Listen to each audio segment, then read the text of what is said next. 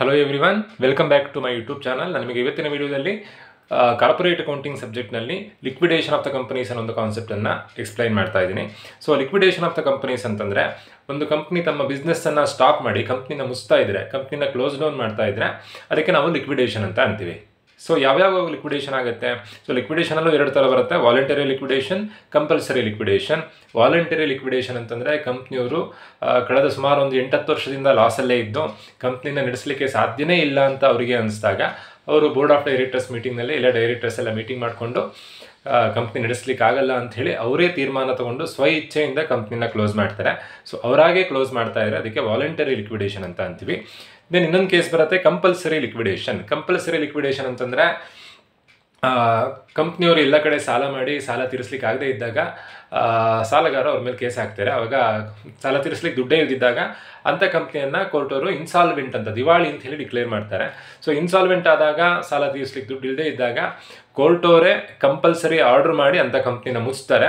So ಅಂಥ ಕೇಸಲ್ಲಿ ಅದಕ್ಕೆ ನಾವು ಕಂಪಲ್ಸರಿ ಲಿಕ್ವಿಡೇಷನ್ ಅಂತ ಅಂತೀವಿ.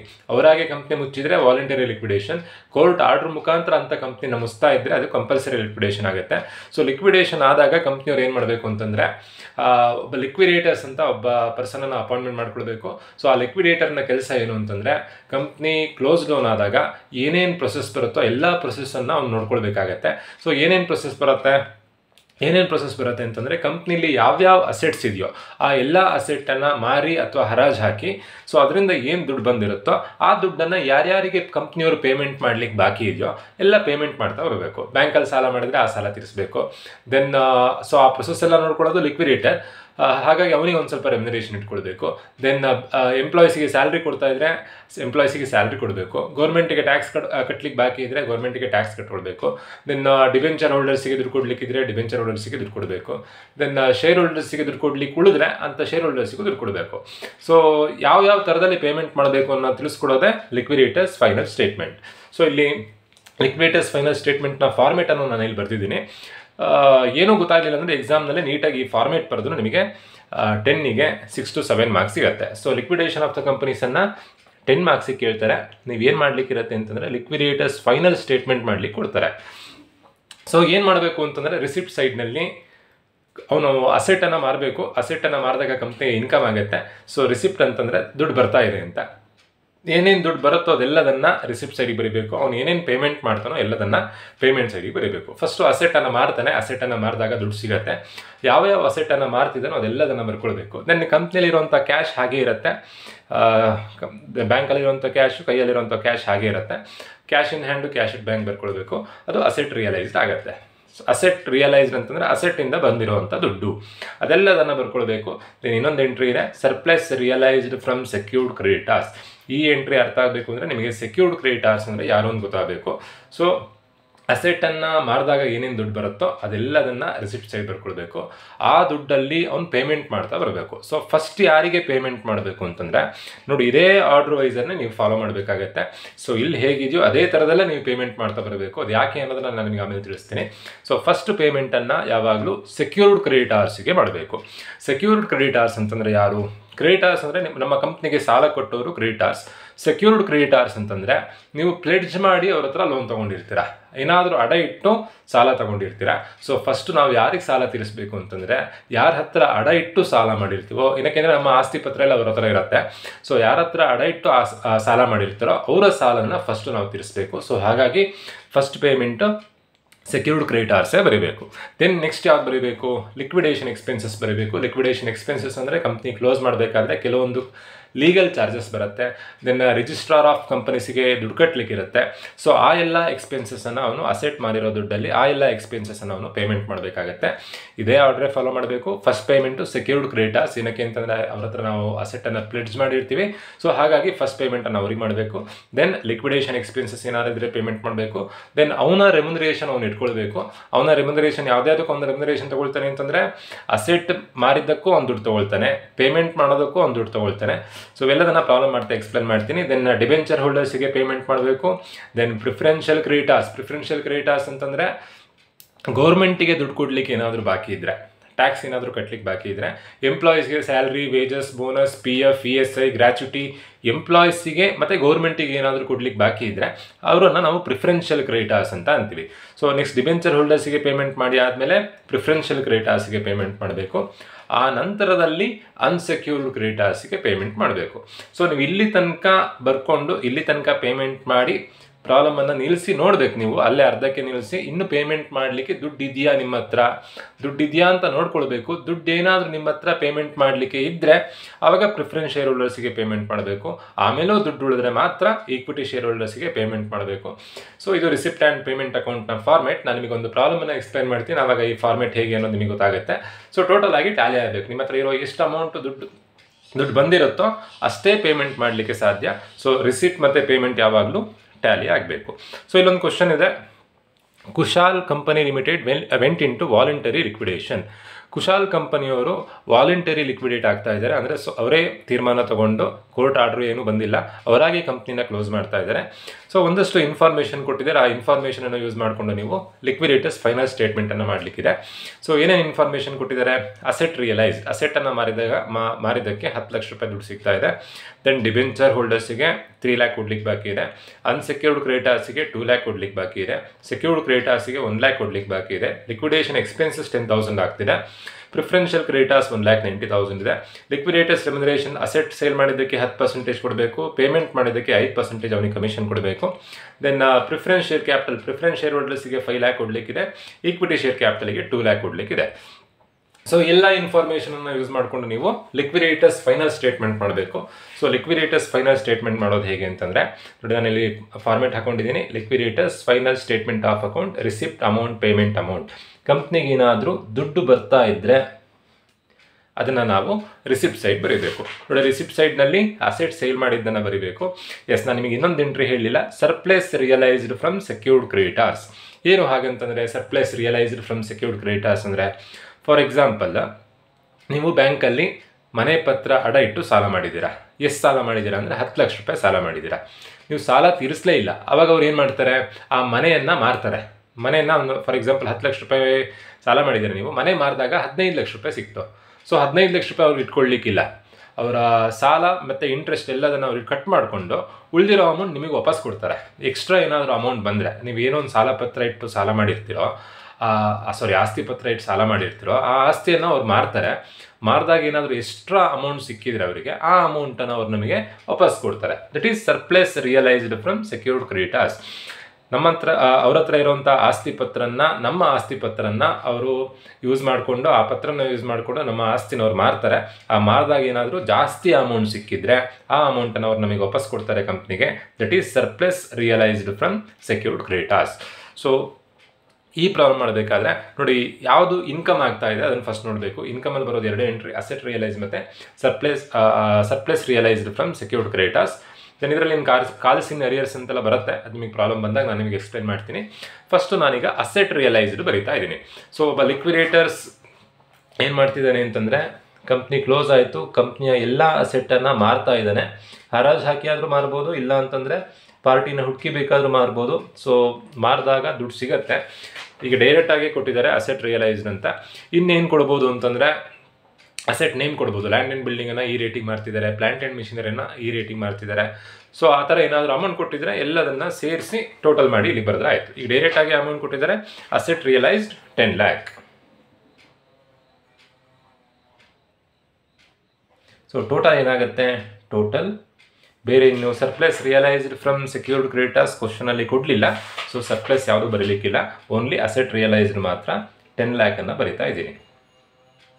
ಸೊ ಅವನಿಗೆ 10 ಲಕ್ಷ ರೂಪಾಯಿ ಸಿಕ್ಕಿದೆ, ಅವನಿಗೆ ಪೇಮೆಂಟ್ ಮಾಡಬೇಕು. ಪೇಮೆಂಟ್ ಮಾಡಬೇಕಾದ್ರೆ ಆರ್ಡ್ರ್ ಫಾಲೋ ಮಾಡಿಕೊಂಡೇ ಪೇಮೆಂಟ್ ಮಾಡಬೇಕು. ನೋಡಿ ಇದೇ ಆರ್ಡರ್ ಫಾಲೋ ಮಾಡಬೇಕು. ಸೊ ಈ ಆರ್ಡರ್ ಹೇಗಿದೆಯೋ ಅದೇ ಆರ್ಡ್ರಲ್ಲೇ ನೀವು ಪೇಮೆಂಟ್ ಮಾಡಬೇಕಾಗತ್ತೆ. ಸೊ ಫಸ್ಟ್ ಪೇಮೆಂಟ್ ಯಾವಾಗಲೂ ಸೆಕ್ಯೂರ್ಡ್ ಕ್ರೆಡಿಟಾರ್ಸ್ಗೆ ಪೇಮೆಂಟ್ ಮಾಡಬೇಕು. ಸೊ ನಾನಿಲ್ಲಿ 2 ಬರೆದೆ, ರಿಸಿಪ್ಟ್ ಆ್ಯಂಡ್ ಪೇಮೆಂಟ್ ಅಕೌಂಟ್ನಲ್ಲಿ 2 ಬೈ ಬರೀಲಿಕ್ಕಿಲ್ಲ. ಸೊ ಫಸ್ಟ್ ಪೇಮೆಂಟ್ ಯಾವಾಗಲೂ ಸೆಕ್ಯೂರ್ಡ್ ಕ್ರೆಡಿಟಾರ್ಸ್ಗೆ ಪೇಮೆಂಟ್ ಮಾಡಬೇಕು. ಏನಕ್ಕೆ ಅಂತಂದರೆ, ನಾವು ಅವ್ರ ಹತ್ರ ಅಡ ಇಟ್ಟು ಸಾಲ ಮಾಡಿರ್ತೀವಿ. ಸೊ ಆ ಅಡ ಇಟ್ಟಿರೋದನ್ನು ಫಸ್ಟ್ ಬಿಡಿಸ್ಕೊಳ್ಬೇಕು. ಸೊ ಹಾಗಾಗಿ ಫಸ್ಟ್ ಪೇಮೆಂಟ್ ಯಾವಾಗಲೂ ಸೆಕ್ಯೂರ್ಡ್ ಕ್ರೆಡಿಟಾರ್ಸ್ಗೆ ಮಾಡಬೇಕಾಗತ್ತೆ. ನೀವು ಕ್ವಶನಲ್ಲಿ ಗಮನಿಸಬೇಕು, ಸೆಕ್ಯೂರ್ಡ್ ಕ್ರೆಡಿಟಾರ್ಸ್ ಎಷ್ಟು ಅಮೌಂಟ್ ಕೊಟ್ಟಿದ್ದಾರೆ, ಸೆಕ್ಯೂರ್ಡ್ ಕ್ರೆಡಿಟಾರ್ಸ್ 1 lakh ಇದೆ. ಸೊ ಸೆಕ್ಯೂರ್ಡ್ ಕ್ರೆಡಿಟಾರ್ಸ್ ಅಮೌಂಟನ್ನು ನಾನು ಇಲ್ಲಿ ಬರಿತಾ ಇದ್ದೀನಿ. ನೆಕ್ಸ್ಟ್ ಫಾರ್ಮೇಟ್ ವೈಸ್ ಮಾಡಬೇಕು. ನೆಕ್ಸ್ಟ್ ನೋಡಿ ಲಿಕ್ವಿಡೇಷನ್ ಎಕ್ಸ್ಪೆನ್ಸಸ್ ಇದೆ. ಸೊ ಲಿಕ್ವಿಡೇಷನ್ ಎಕ್ಸ್ಪೆನ್ಸಸ್ ಕ್ವಶನಲ್ಲಿ ಕೊಟ್ಟಿದ್ದಾರೆ. ಸೊ ನೆಕ್ಸ್ಟ್ ನಾನು ಇಲ್ಲಿ ಲಿಕ್ವಿಡೇಷನ್ ಎಕ್ಸ್ಪೆನ್ಸಸ್ ಬರ್ಕೊಳ್ತಾ ಇದ್ದೀನಿ.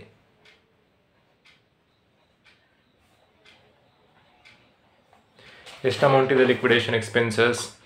ಲಿಕ್ವಿಡೇಷನ್ ಎಕ್ಸ್ಪೆನ್ಸಸ್ 10,000 ಇದೆ.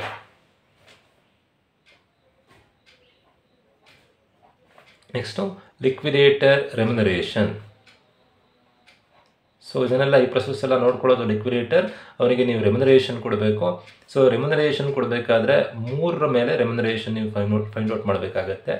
ಯಾವ್ದು ಅಂತಂದರೆ ಲಿಕ್ವಿಡೇಟರ್ಸ್ ರೆಮ್ಯುನರೇಷನ್ನು ಆನ್ ಅಸೆಟ್ ರಿಯಲೈಸ್ಡ್. ಅವನ ಅಸೆಟನ್ನು ಸೇಲ್ ಮಾಡಿಕೊಟ್ಟಿದ್ದಕ್ಕೆ ಅವನಿಗೆ ರೆಮ್ಯುನರೇಷನ್ ಕೊಡಬೇಕು. ನೋಡಿ ಕ್ವಶನಲ್ಲಿ ಕೊಟ್ಟಿರ್ತಾರೆ liquidators remuneration on asset realised 10%. ಅಸೆಟನ್ನು ಸೇಲ್ ಮಾಡಿಕೊಟ್ಟಿದ್ದಕ್ಕೆ 10% ಅವನಿಗೆ ಕಮಿಷನ್ ಕೊಡಬೇಕಂತೆ. ಸೊ 10% ಅಂತ ಕೊಟ್ಟಿದ್ದಾರೆ. ಯಾವುದ್ರ ಮೇಲೆ 10% ಅಂತಂದರೆ ಅಸೆಟಿನ ಅಮೌಂಟ್ ಮೇಲೆ. ಅಸೆಟಿನ ಅಮೌಂಟ್ 10 ಲಕ್ಷ ಇದೆ. 10 ಲಕ್ಷದ ಮೇಲೆ 10% ಮಾಡಿದ್ರೆ ಅವನಿಗೆ 1 ಲಕ್ಷ ರೂಪಾಯಿ ಸಿಗತ್ತೆ. ಸೊ ಇದೊಂದು ರೆಮ್ಯುನರೇಷನ್ ಆಯಿತು. Next on unsecured creditors. So ಯಾವಾಗಲೂ ಆನ್ ಅನ್ಸೆಕ್ಯೂರ್ಡ್ ಕ್ರೆಡಿಟಾರ್ಸನ್ನು ಲಾಸ್ಟಿಗೆ ನಾವು ಮಾಡಬೇಕಾಗತ್ತೆ. ನಮ್ಮ ಹತ್ರ ಎಷ್ಟು ಅಮೌಂಟ್ ದುಡ್ಡು ಉಳಿದಿದೆ ಅಂತ ನೋಡಿಕೊಂಡು ಆಮೇಲೆ ಅನ್ಸೆಕ್ಯೂರ್ಡ್ ಕ್ರೆಡಿಟಾರ್ಸನ್ನು ಫೈಂಡ್ ಔಟ್ ಮಾಡಬೇಕಾಗತ್ತೆ. ನೆಕ್ಸ್ಟ್ ಬರೋದು ಆನ್ ಪ್ರಿಫರೆನ್ಷಿಯಲ್ ಕ್ರೆಡಿಟಾರ್ಸ್. ಇದನ್ನು ಕ್ವಶನಲ್ಲಿ ಕೊಟ್ಟಿದ್ದರೆ ಮಾತ್ರ ಫೈಂಡ್ ಔಟ್ ಮಾಡಬೇಕು. ಇಲ್ಲ ಅಂತಂದರೆ ಪ್ರಿಫರೆನ್ಷಿಯಲ್ ಕ್ರೆಡಿಟಾರ್ಸಿಂದ ರೆಮ್ಯುನರೇಷನ್ ಫೈಂಡ್ ಔಟ್ ಮಾಡೋದು ಬೇಡ. ಸೊ ನೋಡಿ, ಈಗ ಪ್ರಿಫರೆನ್ಷಿಯಲ್ ಕ್ರೆಡಿಟಾರ್ಸ್ ಕ್ವಶನಲ್ಲಿ ಕೊಟ್ಟಿದ್ದಾರೆ, ಬಟ್ ಅವನಿಗೆ ರೆಮ್ಯುನರೇಷನ್ ನೋಡಿ 5% on unsecured creditors excluding preferential creditors. Preferential ಕ್ರೆಡಿಟಾರ್ಸಿಗೆ ಪೇಮೆಂಟ್ ಮಾಡೋದು ಬೇಡ. ಪ್ರಿಫರೆನ್ಷಿಯಲ್ ಕ್ರೆಡಿಟಾರ್ಸ್ಗೆ ಏನು ಪೇಮೆಂಟ್ ಮಾಡ್ತಿದ್ದಾರೋ ಅದಕ್ಕೆ ಕಮಿಷನ್ ಅವನಿಗೆ ಯಾವುದೇ ಥರ ಕಮಿಷನ್ ಸಿಗ್ತಾ ಇಲ್ಲ. ಎಕ್ಸ್ಕ್ಲೂಡಿಂಗ್ ಅಂತಿರೋದ್ರಿಂದ, ಅಲ್ಲಿ ಏನಾದರೂ ಇನ್ಕ್ಲೂಡಿಂಗ್ ಅಂತಿದ್ರೆ ನಾವು ಪ್ರಿಫರೆನ್ಷಿಯಲ್ ಕ್ರೆಡಿಟಾರ್ಸ್ ಅಮೌಂಟ್ ಮೇಲೂ ಫೈಂಡ್ ಔಟ್ ಮಾಡಿ ಬರೀಬೇಕಿತ್ತು. ಎಕ್ಸ್ಕ್ಲೂಡಿಂಗ್ ಅಂತಿರೋದ್ರಿಂದ ಪ್ರಿಫರೆನ್ಷಿಯಲ್ ಕ್ರೆಡಿಟಾರ್ಸಿಗೆ ಪೇಮೆಂಟ್ ಮಾಡಿದ್ದಕ್ಕೆ ಇವನಿಗೆ ರೆಮ್ಯುನರೇಷನ್ ಕೊಡೋದು ಬೇಡ. ದೆನ್ ಅನ್ಸೆಕ್ಯೂರ್ಡ್ ಕ್ರೆಡಿಟಾರ್ಸ್ಗೆ ಕೊಡಬೇಕು. ಯಾವಾಗಲೂ ಆನ್ ಅನ್ಸೆಕ್ಯೂರ್ಡ್ ಕ್ರೆಡಿಟಾರ್ಸ್ಗೆ ಪೇಮೆಂಟ್ ಮಾಡಿದ್ದಕ್ಕೆ ಇವನಿಗೆ ರೆಮ್ಯುನರೇಷನ್ ಫೈಂಡ್ ಔಟ್ ಮಾಡೋದು ಯಾವಾಗಲೂ ಲಾಸ್ಟಿಗೆ ಫೈಂಡ್ ಔಟ್ ಮಾಡಬೇಕು. ಸೊ ನಾನು ಅದನ್ನು ಹಾಗೆ ಖಾಲಿ ಬಿಟ್ಟಿದ್ದೀನಿ. ಲಾಸ್ಟಿಗೆ ಎಷ್ಟು ಅಮೌಂಟ್ ಉಳಿಯುತ್ತೆ ಅಂತ ನೋಡ್ಕೊಂಡು ಅದನ್ನು ಕ್ಯಾಲ್ಕುಲೇಷನ್ ಮಾಡಬೇಕು.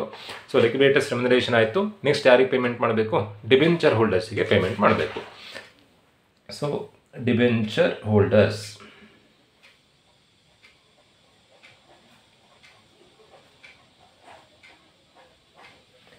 ಹೋಲ್ಡರ್ಸಿಗೆ ಎಷ್ಟು ಪೇಮೆಂಟ್ ಮಾಡಬೇಕು? ಕ್ವಶನಲ್ಲಿ ಕೊಟ್ಟಿದ್ದಾರೆ ನೋಡಿ, ಡಿಬೆಂಚರ್ ಹೋಲ್ಡರ್ಸಿಗೆ 3 lakh ಪೇಮೆಂಟ್ ಮಾಡಬೇಕು. ನೆಕ್ಸ್ಟ್ ಪೇಮೆಂಟ್ ಯಾರಿಗೆ ಮಾಡಬೇಕು? ಫಾರ್ಮೇಟ್ ವೈಸೇ ನೋಡಬೇಕು. ಡಿಬೆಂಚರ್ ಹೋಲ್ಡರ್ಸ್ ಆದಮೇಲೆ ಪ್ರಿಫರೆನ್ಷಿಯಲ್ ಕ್ರೆಡಿಟಾರ್ಸ್ಗೆ ಪೇಮೆಂಟ್ ಮಾಡಬೇಕು. ನೋಡಿ, ಕೆಲವೊಂದು ಪ್ರಾಬ್ಲಮ್ನಲ್ಲಿ ಪ್ರಿಫರೆನ್ಷಿಯಲ್ ಕ್ರೆಡಿಟಾರ್ಸ್ ಅಂತ ಡೈರೆಕ್ಟಾಗಿ ಕೊಡಲ್ಲ. ಗೌರ್ಮೆಂಟಿಗೆ ಏನಾದರೂ ಈಗ ಟ್ಯಾಕ್ಸ್ ಡ್ಯೂ ಟು ಗೌರ್ಮೆಂಟ್ ಅಂತ ಕೊಡ್ತಾರೆ. ಗೌರ್ಮೆಂಟಿಗೆ ದುಡ್ಡು ಕೊಡಲಿಕ್ಕಿದ್ರೆ ಅಥವಾ ಎಂಪ್ಲಾಯೀಸಿಗೆ ಏನಾದರೂ ದುಡ್ಡು ಕೊಡಲಿಕ್ಕಿದ್ರೆ ಅವರಿಗೆ ನಾವು ಪ್ರಿಫರೆನ್ಷಿಯಲ್ ಕ್ರೆಡಿಟಾರ್ಸ್ ಅಂತ ಅಂತೀವಿ. ಸೊ ಪ್ರಿಫರೆನ್ಷಿಯಲ್ ಕ್ರೆಡಿಟಾರ್ಸ್ ಅಮೌಂಟ್ ಎಷ್ಟು ಕೊಟ್ಟಿದ್ದಾರೆ? 1,90,000 ಕೊಟ್ಟಿದ್ದಾರೆ. 1,90,000 ನಾವಿಲ್ಲಿ ಬರ್ಕೊಳ್ಬೇಕು. ಸೊ ಸಪೋಸ್ ಏನಾದರೂ ನೋಡಿ, ಇಲ್ಲಿ ರೆಮ್ಯುನರೇಷನ್ ಎಕ್ಸ್ಕ್ಲೂಡಿಂಗ್ ಅಂತ ಕೊಡೋ ಬದಲು ಇನ್ಕ್ಲೂಡಿಂಗ್ ಪ್ರಿಫರೆನ್ಷಿಯಲ್ ಕ್ರೆಡಿಟಾರ್ಸ್ ಅಂತ ಕೊಟ್ಟಿದ್ರೆ ನಾವೇನು ಮಾಡಬೇಕಿತ್ತು ಅಂತಂದರೆ 1,90,000ಕ್ಕೆ ಎಷ್ಟು ಪರ್ಸೆಂಟೇಜ್ ಕೊಟ್ಟಿದ್ದಾರೆ? 5% ಕೊಟ್ಟಿದ್ದಾರೆ. 1,90,000ಕ್ಕೆ ಅವನಿಗೆ 5% ರೆಮ್ಯುನರೇಷನ್. ಸೊ 1,90,000 ಇಂಟು 5% ಮಾಡಿ ನಾವಿಲ್ಲಿ ರೆಮ್ಯುನರೇಷನ್ ಅಂಡರಲ್ಲಿ ಬರೀಬೇಕಿತ್ತು. ಪ್ರಿಫರೆನ್ಷಿಯಲ್ ಕ್ರೆಡಿಟಾರ್ಸ್ 1,90,000 ಪೇಮೆಂಟ್ ಮಾಡಿದ್ದಕ್ಕೆ ಅವನಿಗೆ 5% ರೆಮ್ಯುನರೇಷನ್ ಸಿಗ್ತಾ ಇದೆ. ಸೊ ಈಗ ಏನಕ್ಕೆ ಬರ್ದಿಲ್ಲ ಅಂತಂದರೆ ಎಕ್ಸ್ಕ್ಲೂಡಿಂಗ್ ಅಂತ ಇರೋದ್ರಿಂದ ನಾವಿಲ್ಲಿ ಪ್ರಿಫರೆನ್ಷಿಯಲ್ ಕ್ರೆಡಿಟಾರ್ಸ್ಗೆ ಅಮೌಂಟ್ ಬರ್ದಿಲ್ಲ. ಸೊ ನೆಕ್ಸ್ಟ್ ಪೇಮೆಂಟ್ ಯಾರಿಗೆ ಮಾಡಬೇಕು? ಅನ್ಸೆಕ್ಯೂರ್ಡ್ ಕ್ರೆಡಿಟಾರ್ಸ್ಗೆ ಪೇಮೆಂಟ್ ಮಾಡಬೇಕು. ಸೊ ಅನ್ಸೆಕ್ಯೂರ್ಡ್ ಕ್ರೆಡಿಟಾರ್ಸ್ ತನಕ ಬರ್ಕೊಂಡು ನೀವು ನೆಕ್ಸ್ಟ್ ಏನು ಮಾಡಬೇಕು ಅಂತಂದರೆ ಅವ್ರಿಗೆ ಎಷ್ಟು ಪೇಮೆಂಟ್ ಮಾಡಲಿಕ್ಕಿದೆ ಅಂತ ನೋಡಬೇಕು. ನೋಡಿ, ಅನ್ಸೆಕ್ಯೂರ್ಡ್ ಕ್ರೆಡಿಟಾರ್ಸಿಗೆ 2 ಲಕ್ಷ ರೂಪಾಯಿ ಪೇಮೆಂಟ್ ಮಾಡಲಿಕ್ಕಿದೆ. ಬಟ್ ನಿಮ್ಮ ಹತ್ರ 2 ಲಕ್ಷ ಉಳಿದಿದೆಯಾ ಅಂತ ಫಸ್ಟ್ ನೀವು ನೋಡ್ಕೊಳ್ಬೇಕು. ಅದು ಹೇಗೆ ಫೈಂಡ್ ಔಟ್ ಮಾಡೋದು ಅಂತಂದರೆ ಟೋಟಲ್ ಆಗಿ ನೋಡಿ, ನಮ್ಮ ಹತ್ರ ಇರೋವಂಥ ಅಮೌಂಟು 10 ಲಕ್ಷ ರೂಪಾಯಿ ಅಮೌಂಟ್ ಇದೆ. ಅಸೆಟನ್ನು ಸೇಲ್ ಮಾಡಿದ್ದಕ್ಕೆ 10 ಲಕ್ಷ ರೂಪಾಯಿ ಅಮೌಂಟ್ ಸಿಕ್ಕಿದೆ. ಸೊ ಯಾವ್ಯಾವ ಪೇಮೆಂಟ್ ಮಾಡಿದಾರೋ ಅದೆಲ್ಲದನ್ನು ಕಳಿಬೇಕು. ಅವಾಗ ನಮ್ಮ ಹತ್ರ ಎಷ್ಟು ಅಮೌಂಟ್ ಉಳಿದಿದೆ ಅಂತ ಗೊತ್ತಾಗುತ್ತೆ. ಯಾವ್ಯಾವ ಪೇಮೆಂಟ್ ಮಾಡಿದ್ದಾರೆ? ಸೆಕ್ಯೂರ್ಡ್ ಕ್ರೆಡಿಟಾರ್ಸಿಗೆ 1 ಲಕ್ಷ ಪೇಮೆಂಟ್ ಮಾಡಿದ್ದಾರೆ. Liquidation expenses 10,000 ಖರ್ಚಾಗಿದೆ. ಅವನಿಗೆ ರೆಮ್ಯುನರೇಷನ್ 1 ಲಕ್ಷ ಕೊಡ್ತಾ ಇದ್ದೀರಾ. ದೆನ್ ಡಿಬೆಂಚರ್ ಹೋಲ್ಡರ್ಸಿಗೆ 3 ಲಕ್ಷ ಕೊಡ್ತಾ ಇದ್ದೀರಾ. ದೆನ್ ಪ್ರಿಫರೆನ್ಷಿಯಲ್ ಕ್ರೆಡಿಟಾರ್ಸಿಗೆ 1,90,000 ಕೊಡ್ತಾ ಇದ್ದೀರಾ. ಸೊ ನಿಮ್ಮ ಹತ್ರ ಎಷ್ಟು ಅಮೌಂಟ್ ಉಳಿದಿದೆ ಅಂತ ಫಸ್ಟ್ ನೀವು ಫೈಂಡ್ ಔಟ್ ಮಾಡ್ಕೊಳ್ಬೇಕು. ಎಷ್ಟು ಅಮೌಂಟ್ ಉಳಿದಿದೆ? 10 ಲಕ್ಷದಲ್ಲಿ ಯಾವ್ಯಾವ ಪೇಮೆಂಟ್ ಮಾಡಿದ್ದೀರಾ? 10 lakh minus 1 lac minus 10,000 minus 1 lac minus 3 lakh minus 1,90,000. So ನಿಮ್ಮ ಹತ್ರ ಉಳಿದಿರುವಂಥ ಅಮೌಂಟು 3 ಲ್ಯಾಕ್. ನಿಮ್ಮ ಹತ್ರ ಎಷ್ಟು ಅಮೌಂಟ್ ಉಳಿದಿದೆ ಅಂತ ನೋಡ್ಕೊಳ್ಬೇಕು. ಅಪ್ ಟು ಅನ್ಸೆಕ್ಯೂರ್ಡ್ ಕ್ರೆಡಿಟಾರ್ಸ್ ಬರ್ಕೊಂಡು ನಿಮ್ಮ ಹತ್ರ ಎಷ್ಟು ಅಮೌಂಟ್ ಉಳಿದಿದೆ ಅಂತ ನೋಡ್ಕೊಳ್ಬೇಕು. ಅವರಿಗೆ ಎಷ್ಟು ಅಮೌಂಟ್ ಕೊಡಲಿಕ್ಕಿದೆ ಅಂತ ನೋಡಬೇಕು. ನೋಡಿ, ಅವರಿಗೆ ಕೊಡಲಿಕ್ಕಿರೋವಂಥ ಅಮೌಂಟು 2 ಲ್ಯಾಕ್. ಅನ್ಸೆಕ್ಯೂರ್ಡ್ ಕ್ರೆಡಿಟಾರ್ಸಿಗೆ ಕೊಡಲಿಕ್ಕಿರೋವಂಥ ಅಮೌಂಟು 2 ಲ್ಯಾಕ್. ಬಟ್ ನಿಮ್ಮ ಹತ್ರ ಇರೋವಂಥ ಅಮೌಂಟ್ ಎಷ್ಟು? 3 ಲ್ಯಾಕ್. ನಿಮ್ಮ ಹತ್ರ ಸಫಿಷಿಯೆಂಟ್ ಬ್ಯಾಲೆನ್ಸ್ ಉಳಿದಿದೆಯಾ? ಎಸ್, ಸಫಿಷಿಯೆಂಟ್ ಬ್ಯಾಲೆನ್ಸ್ ಉಳಿದಿದೆ. ಸಪೋಸ್ ನಿಮ್ಮ ಹತ್ರ ಏನಾದರೂ ಕಮ್ಮಿ ಅಮೌಂಟ್ ಉಳಿದ್ರೆ ಅವಾಗ ಬೇರೆ ಥರದಲ್ಲಿ ಪ್ರಾಬ್ಲಮ್ ಮಾಡಬೇಕು. ಅದನ್ನು ನಿಮಗೆ ಮುಂದಿನ ವೀಡಿಯೋದಲ್ಲಿ ತಿಳಿಸ್ಕೊಡ್ತೀನಿ. ಈಗ ನೀವು ಕೊಡಲಿಕ್ಕಿರೋ ಅಮೌಂಟು 2 ಲ್ಯಾಕ್, ನಿಮ್ಮ ಹತ್ರ ಉಳಿದಿರೋವಂಥ ಅಮೌಂಟು 3 ಲ್ಯಾಕ್. ಎಷ್ಟು ಅಮೌಂಟ್ ಕೊಡಲಿಕ್ಕಿದೆ? 2 ಲ್ಯಾಕ್ ಕೊಡಲಿಕ್ಕಿದೆ. ಸೊ ನಾನಿಲ್ಲಿ ಅನ್ಸೆಕ್ಯೂರ್ಡ್ ಕ್ರೆಡಿಟಾರ್ಸ್ ಅಂತ ಹೇಳಿ ನೋಡಿ. ಕ್ವಶನಲ್ಲಿ ಅನ್ಸೆಕ್ಯೂರ್ಡ್ ಕ್ರೆಡಿಟಾರ್ಸ್ ಅಂತ ಕೊಟ್ಟಿರೋ ಅಮೌಂಟ್ ಎಷ್ಟು? ಅನ್ಸೆಕ್ಯೂರ್ಡ್ ಕ್ರೆಡಿಟಾರ್ಸ್ 2 ಲ್ಯಾಕ್ ಕೊಟ್ಟಿದ್ದಾರೆ. ಸೊ ನಾನಿಲ್ಲಿ ಅನ್ಸೆಕ್ಯೂರ್ಡ್ ಕ್ರೆಡಿಟಾರ್ಸ್ ಅಂತ ಹೇಳಿ 2 ಲ್ಯಾಕ್ ಬರೀತಾ ಇದ್ದೀನಿ. ಬಟ್ ನಮ್ಮ ಹತ್ರ ಅಮೌಂಟ್ ಅಷ್ಟು ಉಳಿದಿದೆ, ಹಾಗಾಗಿ 2 ಲ್ಯಾಕ್ ಬರ್ತಿದ್ದೀನಿ. ಅಷ್ಟು ಅಮೌಂಟ್ ಉಳಿದಿರಲಿಲ್ಲ ಅಂತಂದರೆ ನೀವು 2 ಲ್ಯಾಕ್ ಬರೀಲಿಕ್ಕಿಲ್ಲ, ಅವಾಗ ಬೇರೆ ಥರದಲ್ಲಿ ಫೈಂಡ್ ಔಟ್ ಮಾಡಬೇಕು. ದೆನ್ ಈಗ ನೀವು unsecured creditors commission find out ಮಾಡಬೇಕಾಗುತ್ತೆ. ಎಷ್ಟು ಪರ್ಸೆಂಟೇಜ್ ಕೊಟ್ಟಿದ್ದಾರೆ? ಅನ್ಸೆಕ್ಯೂರ್ಡ್ ಕ್ರೆಡಿಟಾರ್ಸಿಗೆ ಪೇಮೆಂಟ್ ಮಾಡಿದ್ದಕ್ಕೆ ರೆಮ್ಯುನರೇಷನ್ ಅವನಿಗೆ 5% ಸಿಗ್ತಾ ಇದೆ. ಯಾವುದ್ರ ಮೇಲೆ 5% ಮಾಡಬೇಕು? ಅವರಿಗೆ ಕೊಡಲಿಕ್ಕಿರುವಂಥ ಅಮೌಂಟ್ ಮೇಲೆ. ಎಷ್ಟು ಅಮೌಂಟ್ ಕೊಡಲಿಕ್ಕಿದೆ? 2 ಲ್ಯಾಕ್ ಕೊಡಲಿಕ್ಕಿದೆ. So 2 lakh into 5%. 5 2s 10, 10,000 ಬರುತ್ತೆ.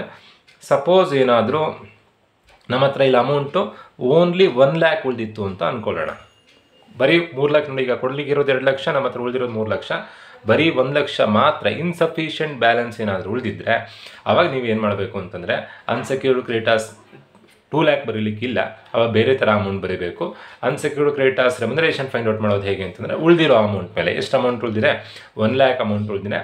ಇಂಟು 5% ಕೊಟ್ಟರೆ 5 ಡಿವೈಡೆಡ್ ಬೈ 105. 2% ಕೊಟ್ಟರೆ 2 ಡಿವೈಡೆಡ್ ಬೈ 102. 3% ಕೊಟ್ಟರೆ 3 ಡಿವೈಡೆಡ್ ಬೈ 103. ಯಾವಾಗ ಆ ಥರ ಮಾಡಬೇಕು ಅಂತಂದರೆ ನಮ್ಮ ಹತ್ರ ಇನ್ಸಫಿಷಿಯೆಂಟ್ ಬ್ಯಾಲೆನ್ಸ್ ಉಳಿದಾಗ ಮಾತ್ರ. ಇನ್ಸಫಿಷಿಯೆಂಟ್ ಬ್ಯಾಲೆನ್ಸ್ ಅಂದರೆ ಏನು? ಅನ್ಸೆಕ್ಯೂರ್ಡ್ ಕ್ರೆಡಿಟಾರ್ಸಿಗೆ ಏನು ಅಮೌಂಟ್ ಕೊಡಲಿಕ್ಕಿರುತ್ತೋ ಆ ಕೊಡಲಿಕ್ಕಿರೋಷ್ಟು ಅಮೌಂಟ್ ನಮ್ಮ ಹತ್ರ ಉಳಿದೇ ಇದ್ದಾಗ ಪ್ರಾಬ್ಲಮ್ ಮಾಡೋದು ಸ್ವಲ್ಪ ಚೇಂಜಸ್ ಆಗುತ್ತೆ. ಈಗ ನೋಡಿ, ಅವ್ರಿಗೆ ಕೊಡಲಿಕ್ಕಿರೋದು 2 ಲ್ಯಾಕ್, ಬಟ್ ನಮ್ಮ ಹತ್ರ ಅದಕ್ಕಿಂತ ಜಾಸ್ತಿ ಇದೆ. So problem easy. ಈಗ ಅನ್ಸೆಕ್ಯೂರ್ಡ್ ಕ್ರೆಡಿಟಾರ್ಸ್ ಅಂತ ಹೇಳಿ ಕೊಡಲಿಕ್ಕಿರುವಂಥ ಅಮೌಂಟ್ 2 ಲ್ಯಾಕ್. ಸೊ 2 ಲ್ಯಾಕ್ ಬರ್ಕೊಂಡಿದ್ದೀವಿ ನಾವೀಗ. ಎಷ್ಟು ಅಮೌಂಟ್ ಇದೆ? ಅನ್ಸೆಕ್ಯೂರ್ಡ್ ಕ್ರೆಡಿಟಾರ್ಸ್ 2 ಲ್ಯಾಕ್ ಇದೆ, 2 ಲ್ಯಾಕ್ ಬರ್ಕೊಂಡಿದ್ದೀವಿ. ದೆನ್ ರೆಮ್ಯುನರೇಷನ್ ಫೈಂಡ್ ಔಟ್ ಮಾಡೋದು ಕೂಡ ಡೈರೆಕ್ಟಾಗಿ 2 ಲ್ಯಾಕ್ ಕೊಡಲಿಕ್ಕಿದೆ. 2 ಲ್ಯಾಕ್ ಇಂಟು 5%. ನನಗೆ ಪೇಮೆಂಟ್ ಮಾಡೋದಕ್ಕೆ 5% ಕಮಿಷನ್ ಸಿಗ್ತಾ ಇದೆ. 2 ಲ್ಯಾಕ್ ಇಂಟು 5% ಮಾಡಿದಾಗ 10,000 ಆಯಿತು. ಸೊ ನೆಕ್ಸ್ಟ್ ಯಾರಿಗೆ ಪೇಮೆಂಟ್ ಮಾಡಬೇಕು ಅಂತಂದರೆ ಪ್ರಿಫರೆನ್ಸ್ ಶೇರ್ ಹೋಲ್ಡರ್ಸಿಗೆ ಪೇಮೆಂಟ್ ಮಾಡಬೇಕು. ದೆನ್ ಈಕ್ವಿಟಿ ಶೇರ್ ಹೋಲ್ಡರ್ಸಿಗೆ ಪೇಮೆಂಟ್ ಮಾಡಬೇಕು. ಸೊ ನೆಕ್ಸ್ಟ್ ಎಂಟ್ರಿ ನಾನು ಯಾವ್ದು ಬರೀತಾ ಇದ್ದೀನಿ ಅಂತಂದರೆ ಪ್ರಿಫರೆನ್ಸ್ ಶೇರ್ ಹೋಲ್ಡರ್ಸ್. ಎಷ್ಟು ಪೇಮೆಂಟ್ ಮಾಡಲಿಕ್ಕೆ ಕೊಟ್ಟಿದ್ದಾರೆ ಪ್ರಿಫರೆನ್ಸ್ ಶೇರ್ ಹೋಲ್ಡರ್ಸಿಗೆ? 5 ಲ್ಯಾಕ್ ಪೇಮೆಂಟ್ ಮಾಡಬೇಕಂತೆ. ಡಿವಿಡೆಂಡ್ ಪೇಮೆಂಟ್ ಮಾಡಲಿಕ್ಕಿದ್ರೆ ಅದು ಪೇಮೆಂಟ್ ಮಾಡಬೇಕು.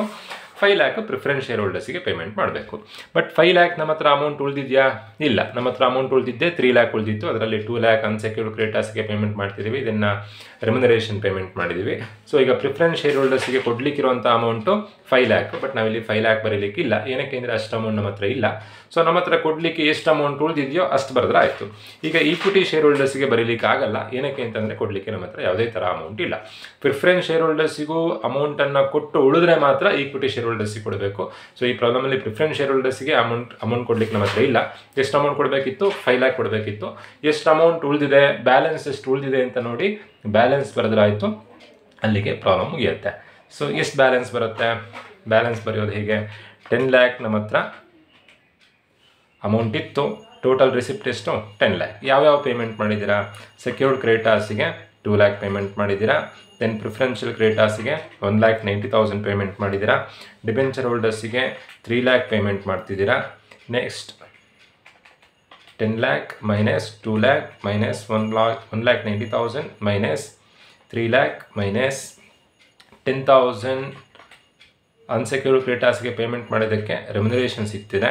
ದೆನ್ 1 ಲ್ಯಾಕ್ ಅಸೆಟ್ ರಿಯಲೈಸ್ ಮಾಡಿದ್ದಕ್ಕೆ ರೆಮ್ಯುನರೇಷನ್ ಕೊಡ್ತಾ ಇದ್ದೀರಾ. ದೆನ್ 1,10,000 ಸೆಕ್ಯೂರ್ಡ್ ಕ್ರೆಡಿಟರ್ಸಿಗೆ 1 lakh ಪೇಮೆಂಟ್ ಮಾಡಿದರೆ ಲಿಕ್ವಿಡೇಷನ್ ಎಕ್ಸ್ಪೆನ್ಸಸ್ 10,000 ಇದೆ. ಸೊ ಟೋಟಲ್ ಆಗಿ ಉಳಿದಿರೋವಂಥ ಅಮೌಂಟು 90,000 ಮಾತ್ರ. 90,000 ಹೇಗೆ ಬಂತು ಅಂತಂದರೆ ಈ 10 lakhಯಿಂದ ಇವಿಷ್ಟನ್ನು ಲೆಸ್ ಮಾಡಿ ಬರೆದಿರೋವಂಥದ್ದು. ನೀವು ಕೇಳ್ಬೋದು ಕ್ವಶನಲ್ಲಿರೋದು 5 lakh ಏನಕ್ಕೆ ಬರೆದಿಲ್ಲ ಅಂತ. 5 lakh ಏನಕ್ಕೆ ಬರೆದಿಲ್ಲ ಅಂತಂದರೆ ಅಷ್ಟು ಅಮೌಂಟ್ ನಮ್ಮ ಹತ್ರ ಉಳಿದಿಲ್ಲ. ಸಪೋಸ್ ಏನಾದರೂ ನಮ್ಮ ಹತ್ರ ಈಗ 6 lakh ಇದ್ದರೆ ಏನು ಮಾಡಬೇಕು, ಲಾಸ್ಟಿಗೆ 6 ಲಕ್ಷ ಉಳಿದ್ರೆ ಏನು ಮಾಡಬೇಕಿತ್ತು. ಈಗ 90,000 ಉಳಿದಿದೆಯಲ್ವ ಬ್ಯಾಲೆನ್ಸ, 6 ಲಕ್ಷ ಉಳಿದ್ರೆ ಏನು ಮಾಡಬೇಕು, ಪ್ರಿಫರೆನ್ಸ್ ಶೇರ್ ಹೋಲ್ಡರ್ಸ್ ಅಂತ ಬರೆದು ಅವ್ರಿಗೆ ಕೊಡೋಕ್ಕಿರೋ ಅಮೌಂಟ್ ಎಷ್ಟು 5 lakh, ಪ್ರಿಫರೆನ್ಸ್ ಶೇರ್ ಹೋಲ್ಡರ್ಸ್ ಅಂತ 5 lakh ಬರೆದು ದೆನ್ ಏನಾದರೂ ಅಮೌಂಟ್ ಉಳಿದ್ರೆ ಮಾತ್ರ ಈಕ್ವಿಟಿ ಶೇರ್ ಹೋಲ್ಡರ್ಸಿಗೆ ಕೊಡಲಿಕ್ಕಾಗೋದು. 6 lakh ಏನಾದರೂ ಅಮೌಂಟ್ ಉಳಿದ್ರೆ ಪ್ರಿಫರೆನ್ಸ್ ಶೇರ್ ಹೋಲ್ಡರ್ಸ್ ಅಂತ ಬರೆದು 5 lakh, ಈಕ್ವಿಟಿ ಶೇರ್ ಹೋಲ್ಡರ್ಸ್ ಅಂತ ಬರೆದು 1 lakh ಬರೀಬೇಕಿತ್ತು. ಸೊ ಈಗ ಈಕ್ವಿಟಿ ಶೇರ್ ಹೋಲ್ಡರ್ಸಿಗೆ ಕೊಡಲಿಕ್ಕೆ ಯಾವುದೇ ಥರ ಅಮೌಂಟ್ ಇಲ್ಲ. ಸೊ ನಾನಿಲ್ಲಿ ಈಕ್ವಿಟಿ ಶೇರ್ ಹೋಲ್ಡರ್ಸ್ ಅಂತ ಬರೆಯಲ್ಲ. ಸೊ ಇಲ್ಲಿಗೆ ಈ ಪ್ರಾಬ್ಲಮ್ ಕಂಪ್ಲೀಟ್ ಆಯಿತು. ಸೊ ನೀವು ಇದರಲ್ಲಿ ಇಂಪಾರ್ಟೆಂಟ್ ಏನು ನೆನ್ಪಿಟ್ಕೊಳ್ಬೇಕು ಅಂತಂದರೆ ಸಫಿಷಿಯೆಂಟ್ ಬ್ಯಾಲೆನ್ಸ್ ಇದ್ದಾಗ ಹೇಗೆ, ಇನ್ಸಫಿಷಿಯೆಂಟ್ ಬ್ಯಾಲೆನ್ಸ್ ಇದ್ದಾಗ ಹೇಗೆ. ಸೊ ನಾನು ನಿಮಗೆ ಈ ಪ್ರಾಬ್ಲಮ್ನಲ್ಲಿ ಸಫಿಷಿಯೆಂಟ್ ಬ್ಯಾಲೆನ್ಸ್ ಇದ್ದಾಗ ಹೇಗೆ ಪ್ರಾಬ್ಲಮ್ ಮಾಡಬೇಕು ಅನ್ನೋದನ್ನು ಈ ವಿಡಿಯೋದಲ್ಲಿ ತಿಳಿಸ್ಕೊಟ್ಟಿದ್ದೀನಿ. ಇನ್ಸಫಿಷಿಯೆಂಟ್ ಬ್ಯಾಲೆನ್ಸ್ ಪ್ರಾಬ್ಲಮ್ ಹೇಗೆ ಮಾಡಬೇಕು ಅಂತ ಮುಂದಿನ ವಿಡಿಯೋದಲ್ಲಿ ತಿಳಿಸ್ಕೊಡ್ತೀನಿ. ಸೊ ನಿಮಗೆ ಇನ್ನೊಂದು ಡೌಟ್ ಬರುತ್ತೆ, ಫಾರ್ಮೆಟ್ನಲ್ಲಿ ಈಕ್ವಿಟಿ ಶೇರ್ ಹೋಲ್ಡರ್ಸ್ ಇತ್ತು, ಬಟ್ ಇಲ್ಲಿ ಏನಕ್ಕೆ ಈಕ್ವಿಟಿ ಶೇರ್ ಹೋಲ್ಡರ್ಸ್ ಬರ್ದಿಲ್ಲ ಅಂತ. ಏನಕ್ಕೆ ಬರ್ದಿಲ್ಲ ಅಂತಂದರೆ ಅಷ್ಟು ಅಮೌಂಟ್ ನಮ್ಮ ಹತ್ರ ಇಲ್ಲ. ಪ್ರಿಫರೆನ್ಸ್ ಶೇರ್ ಹೋಲ್ಡರ್ಸಿಗೆ ಕೊಡಲಿಕ್ಕೆ ನಮ್ಮ ಹತ್ರ ಅಮೌಂಟ್ ಇಲ್ಲ, ಹಾಗಾಗಿ ಈಕ್ವಿಟಿ ಶೇರ್ ಹೋಲ್ಡರ್ಸಿಗೆ ನಾವು ಕೊಡ್ತಾ ಇಲ್ಲ. ಸೊ ಎಲ್ರಿಗೂ ವಿಡಿಯೋ ಅರ್ಥ ಆಗಿದೆ ಅಂತ ಅಂದ್ಕೊಂಡಿದ್ದೀನಿ. ನಿಮಗೆ ವಿಡಿಯೋ ಅರ್ಥ ಆಗಿದ್ದರೆ, ವಿಡಿಯೋ ಇಷ್ಟ ಆಗಿದ್ದರೆ ನಮ್ಮ ಚಾನಲ್ನ ಸಬ್ಸ್ಕ್ರೈಬ್ ಮಾಡಿ, ಹಾಗೆ ವಿಡಿಯೋ ಲೈಕ್ ಮಾಡಿ, ನಿಮ್ಮ ಫ್ರೆಂಡ್ಸಿಗೆ ಶೇರ್ ಮಾಡಿ ಅಂತ ಹೇಳ್ತಾ ಇವತ್ತಿನ ವಿಡಿಯೋ ಮುಗಿಸ್ತಾ ಇದ್ದೀನಿ. ಸೊ ನಮ್ಮ ಈ ಯೂಟ್ಯೂಬ್ ಚಾನಲ್ನಲ್ಲಿ ನಿಮಗೆ BCom ಹಾಗೆ BBಗೆ ಸಂಬಂಧಪಟ್ಟಂಥ ಎಲ್ಲ ವೀಡಿಯೋಸ್ ಅವೈಲೇಬಲ್ ಇರುತ್ತೆ. ಸೊ ಹಾಗಾಗಿ ಯಾರ್ಯಾರು ನಮ್ಮ ಚಾನಲ್ನ ಸಬ್ಸ್ಕ್ರೈಬ್ ಮಾಡಲಿಲ್ವೋ ಇವತ್ತೇ ನಮ್ಮ ಚಾನಲನ್ನು ಸಬ್ಸ್ಕ್ರೈಬ್ ಮಾಡಿ ಅಂತ ಹೇಳ್ತಾ ಇವತ್ತಿನ ವಿಡಿಯೋ ಮುಗಿಸ್ತಾ ಇದ್ದೀನಿ. Thank you.